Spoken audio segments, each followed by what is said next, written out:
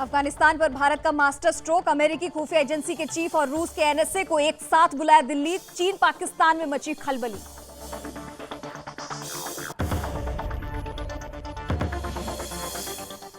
Paralympic में इतिहास बनाकर लौटे खिलाड़ियों से मिले पीएम मोदी। पीएम ने खिलाड़ियों के साथ बैठकर की गुफ्तगू। सोशल मीडिया पर वायरल हुई मुलाकात की तस्वीरें।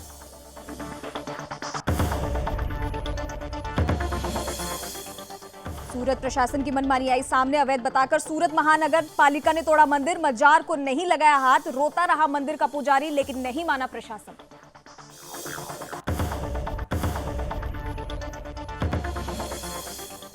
हिंदू धर्म की आस्था के साथ फिर हुआ खिलवाड़। राजधानी जयपुर में तोड़ी गई शिव परिवार की प्रतिमाएं। गणेश चतुर्थी से एक दिन पहले मंदिर में तोड़फोड़ से सनातन धर्मियों में आक्रोश।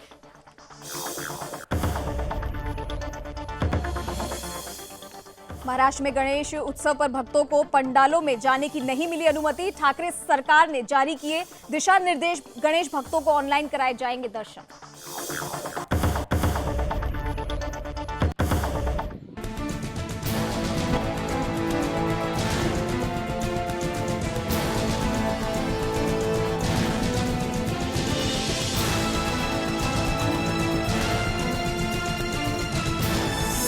आप देख रहे हैं सुदर्शन न्यूज। नमस्कार, आप देख रहे हैं सुदर्शन उत्तर प्रदेश और मैं हूं आपके साथ चंद्रश्री राजपूत। बरेली में जल निगम कर्मचारी ने कार्यालय में ही अपने आप को गोली मारकर आत्महत्या कर ली है। बताया जा रहा है कि मृतक कर्मचारी गांधीनगर में जल निगम विभाग में फिटर पद पर तैनात था, जिसकी किसी दुर्घटना में दोनों पैर कट गए थे, जिसकी विकलांगता के चलते जल निगम ने उसे अपने कार्यालय में ही नियुक्त कर दिया था, जहां लगभग 6 महीने से मृतक परिवार की भूखमरी की नौबत आ गई थी, जिसके चलते परेशान होकर मृतक कर्मचारी ने गोली मारकर अपनी जीवन लीला समाप्त कर ली। नियमित फील्ड कर्मचारी फील्ड में जी, वो जूनियर फिटर हमारे यहाँ जो हैंडपंप वगैरह के काम रिपेयरिंग हाँ जी उस पद पे कार्यरत हैं। अच्छा, अब वो उन्होंने जो अभी ये इतनी बड़ी स्टेप उठाया है जी अब इसके पीछे क्या वजह हो सकती है ये तो मेरा कह पाना बड़ा मुश्किल है। जी। और खबर यूपी के बरेली से है, जहां तहसील मीरगंज क्षेत्र के ग्राम पहुंचा के सरकारी प्राइमरी विद्यालय में जब से स्कूल खुला है तब से आज तक मिड डे मील बच्चों को नहीं मिल रहा है। इस बात का खुलासा विद्यालय में मौजूद रसोइयों और ग्राम प्रधान और हेडमास्टर ने किया। दरअसल बताया जा रहा है कि एबीएस पद पर तैनात रचना सिंह की विभागीय वित्तीय सांठगांठ के चलते मासूमों का निवाला छीन लिया गया है। वहीं दूसरी ओर चौंकाने वाली बात सामने आई है। बताया जा रहा है कि सरकारी विद्यालय में प्रधानाचार्य पूरे महीने में सिर्फ 6 दिन आकर महीने के अंत में पूरी हाजिरी लगाकर पूरे महीने सरकारी वेतन उठा रहे हैं। इस बात का खुलासा वहीं के मौजूदा ग्राम प्रधान राजेंद्र पाल ने Sudarshan TV channel team Bareilly से रूबरू होते हुए किया।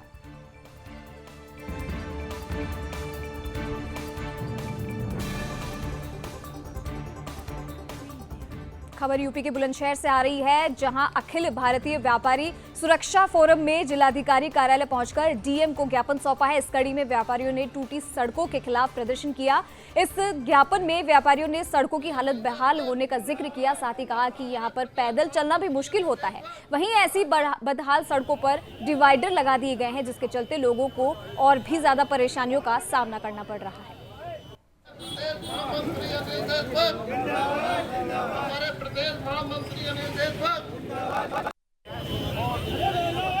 व्यापारी आज सड़कों पर उतरे हैं और लगातार सड़कों पर उतर के न केवल नगर पालिका का, न केवल जल निगम का, बल्कि जिला प्रशासन का भी विरोध करेंगे।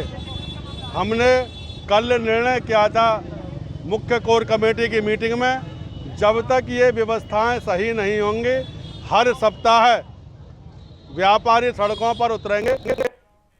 और अब खबर यूपी के चंदौली से है, जहां पूरे प्रदेश में डेंगू, मलेरिया और वायरल बुखार का प्रकोप बढ़ता जा रहा है, जिसको देखते हुए सीएम योगी ने स्वास्थ्य महकमे को फ्लाइट मोड पर रहने का आदेश दिया है। इस मामले को देखते हुए जिलाधिकारी ने स्वास्थ्य केंद्र का निरीक्षण किया और वहां की तैयारियों का जायजा लिया। इस दौरान अस्पताल परिसर में गंदगी व्यवस्था देखकर डीएम ने पीएचसी प्रभारी को फटकार लगाई और जल्द ही व्यवस्था को दुरुस्त करने का आदेश दिया। साथ ही ओटी रूम में व्यवस्था नहीं रखने पर चिकित्सा अधिकारियों को फटकार लगाई और दिशा निर्देश देते हुए कहा कि जल्द ही सब व्यवस्थित हो जाना चाहिए।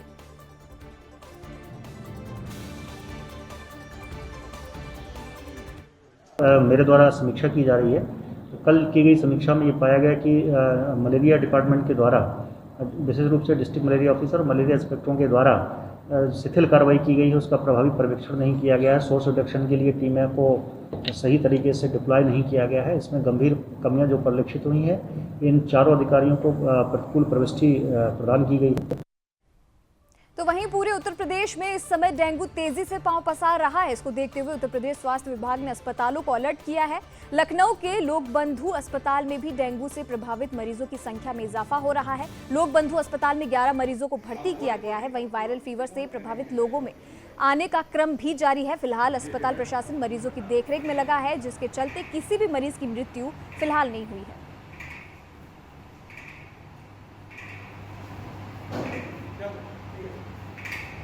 देखिए, वर्तमान में थोड़े से मरीज़ जो है बुखार के मरीज़ हमारे यहाँ अस्पताल में अब बढ़ने लगे हैं। पिछले 3-4 दिनों से संख्या बढ़ रही है। रोज़ करीब 25 से 30 बुखार के मरीज़ आते हैं। उनका हम लोग जो भर्ती हो रहे हैं मरीज़, उनका हम लोगों ने रैपिड एंटीजन टेस्ट करा रहे हैं, डेंगू का करा रहे हैं, RT-PCR पूरा एक फीवर प्रोफाइल बना दिया है। हर मरीज़ की टाइफाइड, डेंगू, मलेरिया और RT-PCR जाँच कर। डेंगू के मरीज़ हमारे पास करीब 7 बच्चे भर्ती हैं और 4 पुरुष भर्ती हैं। तो कुल 11 मरीज इस समय हमारे पास अस्पताल में भर्ती हैं। और यूपी के हमीरपुर जिले में उस समय हड़कंप मच गया जब 2 युवक विस्फोटक पदार्थ बना रहे थे, तभी अचानक विस्फोट हो गया, जिससे इस घटना में मकान धराशायी हो गया और पटाखा बनाने वाले 2 भाई गंभीर रूप से घायल हो गए। जिसके बाद स्थानीय लोगों ने मामले की सूचना पुलिस को दी। वहीं मौके पर पहुंची पुलिस और फायर ब्रिगेड की गाड़ी ने आग पर काबू पाया। साथ ही प्रशासन ने दोनों घायलों को जिला अस्पताल में भर्ती करवाया है, जहां घायलों का इलाज चल रहा है।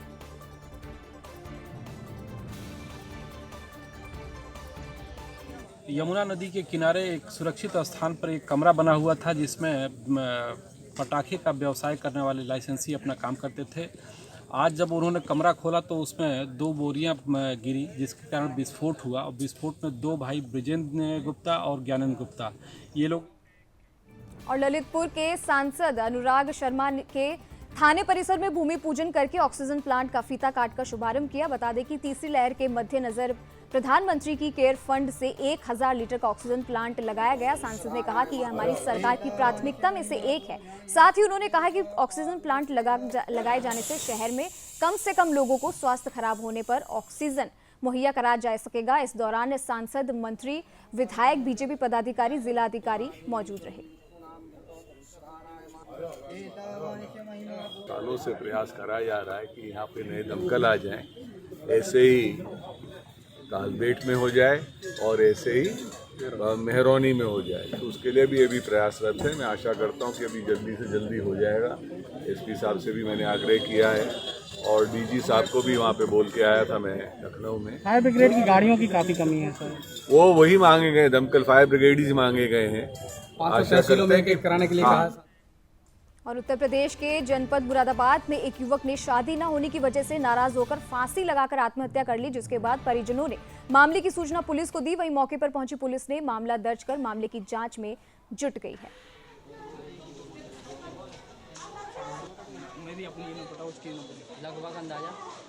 ये मस्तर पप्पू नाम के व्यक्ति ने सुसाइड की हुई है, जो प्रथम दृष्टया देखने से ऐसा प्रतीत हो रहा है कि इन्होंने सुसाइड किया हुआ है। और ये रहने वाले वैसे हरथला के हैं। उनका मूल निवास तो यहीं का है, बट ये परिवार इनका बड़ा है। 2 भाई हैं जो वहाँ पे रहते हैं और ये अपनी माँ के साथ रहता था। तो ऐसा बता रहे हैं घर वाले कि 3-4 दिन पहले जो है इसका परिवार में कुछ विवाद हुआ था किसी बात को लेकर के। इसकी शादी को लेकर के इनकी शादी नहीं हुई थी। और मुरादाबाद में उस समय हड़कंप मच गया जब एक कलयुगी बेटे ने पैतृक जमीन के चलते अपने भतीजे के साथ मिलकर अपने ही पिता की हत्या कर दी। दरअसल बताया जा रहा है कि मृतक के पास लगभग 150 बीघा जमीन थी, जिसमें से 12 बीघा जमीन बेचकर वो सिविल लाइन थाना क्षेत्र लाइन पार मऊ में अपना मकान बनाकर अलग रहते थे। और मृतक लगातार जमीन बेच रहा था, जिसके चलते बेटे ने पिता की गला दबाकर हत्या कर दी। जिसके बाद स्थानीय लोगों ने पुलिस को सूचना दी। पुलिस ने मामला दर्ज कर शव को पोस्टमार्टम के लिए अस्पताल भेज दिया है। वहीं पुलिस ने हत्याकांड का खुलासा करते हुए हत्या में शामिल मृतक के बेटे और भतीजे को गिरफ्तार कर लिया है। फिलहाल मामले में पूछताछ जारी है। ये 29/30 अगस्त की रात को एक 75 वर्षीय वृद्ध व्यक्ति की डेड बॉडी की सूचना प्राप्त हुई थी। जब पोस्टमार्टम कराया गया तो इसमें गला दबाकर हत्या करने की बात सामने आई। मुकदमा पंजीकृत किया गया और इसमें जब विवेचना शुरू की गई और इसमें आज 4 लोगों को गिरफ्तार किया गया है। और निषाद पार्टी के प्रदेश प्रवक्ता धनंजय शर्मा प्रयागराज पहुंचे। संगम नगरी पहुंचने पर निषाद पार्टी के प्रदेश प्रवक्ता का पार्टी कार्यकर्ताओं ने जोरदार स्वागत किया। निषाद पार्टी के प्रदेश प्रवक्ता ने कहा कि हमारी पार्टी सरकार में रहते हुए भी निषाद आरक्षण की मांग करती रहेगी। प्रदेश प्रवक्ता ने कहा कि हमारी पार्टी बीजेपी के सहयोगी दल के रूप में काम कर रही है। पार्टी के प्रयागराज के 12 विधानसभा सीटों में 6 विधानसभा सीटों में निषाद समाज के वोटर हैं। निषाद पार्टी बीजेपी के अलायंस दल के रूप में विधानसभा चुनाव 2022 लड़ेगी। साथ ही उन्होंने कहा कि निषाद पार्टी प्रदेश में चुनाव लड़ने के लिए पूरा दमखम लगाकर निषाद बिरादरी को अलायंस को वोट करने के लिए प्रेरित करेगी। इस चुनाव की नीति को लेकर देखिए, डोरा डालने से कुछ नहीं होगा। सभी लोग अपने हैं, इसलिए इसमें ऐसा कुछ नहीं होने वाला है। और हमने आपको बताया ही है कि निषाद पार्टी के साथ जितने भी लोग जुड़े हुए हैं वो आज भी हैं और हरदम रहेंगे। देखिए, ये तो राजनीतिक पार्टियां हैं, ये सब लोग आ ही रहे हैं, लेकिन मेरे निषाद बिरादरी के जितने भी लोग हैं वो डॉक्टर संजय निषाद राष्ट्रीय अध्यक्ष के साथ तब भी थे और आज भी हैं। और प्रयागराज में पेट्रोल डीजल सिलेंडर की महंगाई को लेकर समाजवादी पार्टी के कार्यकर्ताओं ने पूर्व सांसद कुंवर रेवती रमन सिंह के नेतृत्व में धरना स्थल पर जमकर विरोध प्रदर्शन किया। इस दौरान कार्यकर्ताओं ने सरकार के खिलाफ जमकर नारेबाजी की। साथ ही समाजवादी पार्टी के कार्यकर्ताओं ने सरकार से महंगाई को कम करने की मांग की। पूर्व सांसद कुंवर रेवती रमन सिंह ने मीडिया से बातचीत करते हुए कहा कि पेट्रोल डीजल और गैस के दाम जिस तरह से बढ़ रहे हैं, जिससे गरीब जनता 100 रुपए का डीजल पेट्रोल नहीं भरवा पा रहे हैं। वहीं रिफाइंड ऑयल, सरसों के तेल और दाल की कीमतें भी बढ़ोतरी कर रही हैं।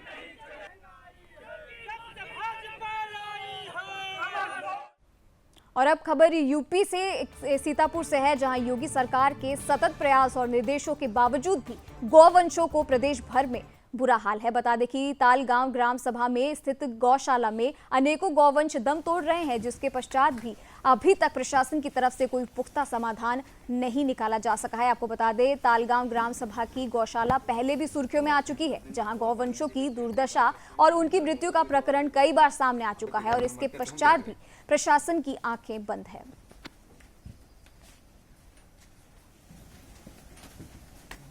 कीचड़ से लाते हैं, इसी कीचड़ से भर भर के कुरोई देते हैं चन्नियों में। हाँ। और बहुत समस्या है, चीनर सीट का बहुत आज आ रहा, कल आ रहा है, बस यही हो रहा, कुछ बनने का इंतजाम ही नहीं। 3 सेट नहीं पड़ पाया अभी तक? हाँ, अभी तक नहीं पड़ पाया साहब। क्या बता रहे हैं इसमें, किसी से बात की तुमने? हम लोग डॉक्टर से बात करते हैं साहब, सेक्रेटरी से, और किससे कहेंगे। हाँ, तो डॉक्टर क्या कहते हैं? डॉक्टर कहते हैं भाई हम तो कह देते हैं, सेक्रेटरी साहब जाने। और अब खबर यूपी के सीतापुर से है, जहां मानपुर थाना क्षेत्र के पुलिस कर्मियों पर गंभीर आरोप लगे हैं। आपको बता दें, यहां कुछ दबंग बदमाशों ने मिलकर मानपुर थाना क्षेत्र में रहने वाले 2 युवकों की बेरहमी से पिटाई की है। साथ ही पीड़ित पक्ष को दबंगों ने जान से मारने की धमकी भी दे डाली। वहीं इस मामले को लेकर पीड़ित पक्ष थाने पहुंचे, जहां पुलिस प्रशासन की तरफ से पीड़ित पक्ष की शिकायत नहीं सुनी गई और न ही पुलिस प्रशासन ने थाने में रिपोर्ट दर्ज की है। जिसके बाद पीड़ित पक्ष ने मुख्यमंत्री पोर्टल पर अपनी शिकायत को पंजीकृत किया और उसके बाद पुलिस भी मामले को गंभीरता से नहीं ले रही है।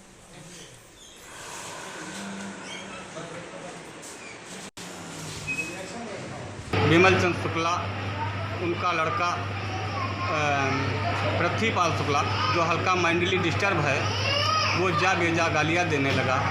तो हमारा बड़ा भाई सतीश दीक्षित दरवाजे पर आए उसको समझाने के लिए।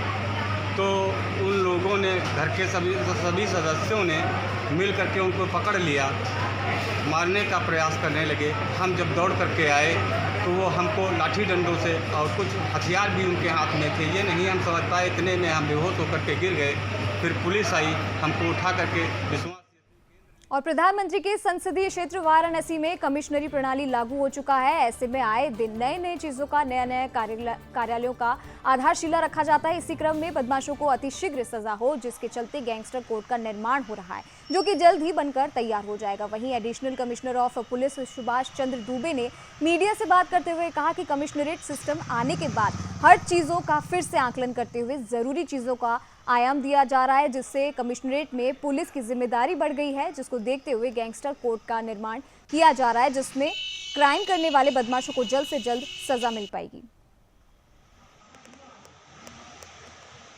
मेरा मानना है कि आज के इस ग्लोबलाइजेशन और डिजिटलाइजेशन के एज में जितना ज़्यादा संपर्क के चैनल होंगे, जितना ज़्यादा इंफॉर्मेशन के सोर्स होंगे, उतना ज़्यादा पारदर्शिता बढ़ेगी। ये जो भी हेल्पलाइन नंबर्स जारी किए जाते हैं समय समय पर या जो अभी भी जारी हुआ है, उसका उद्देश्य ज़्यादा से ज़्यादा जन समस्याओं को सीधे सीधे सीपी सर से जोड़ना और उनका समयबद्ध, गुणवत्तापूर्ण व त्वरित निस्तारण सुनिश्चित। तो इसी के साथ इस बुलेटिन में बस इतना ही और देश और दुनिया की तमाम खबरों के लिए आप देखते रहिए सुदर्शन न्यूज। तब तक के लिए नमस्कार।